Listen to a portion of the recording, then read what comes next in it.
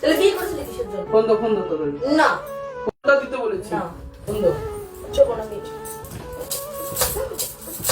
Phone দিতে কইছি কিন্তু। ফোন দে তাড়াতাড়ি। ভালো লাগছে না। ফোন দে। ইয়ার কি মারছো আমার সাথে? ইয়ার কি মারার কি আছে নি? তুমি ওর কথা শুনে আমাকে সন্দেহ করছো? তো আমার বোন মিথ্যা কথা বললো।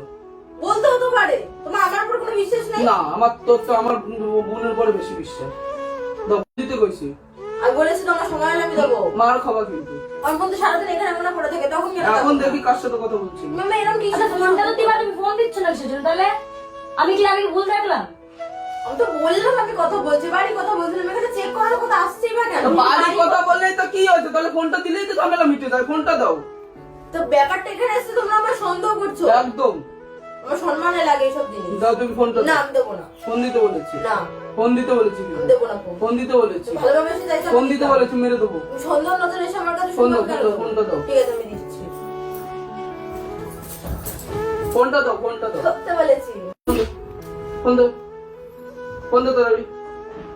ফোন দাও। নিও না প্লিজ। এই এত ফোন মান নাম্বার।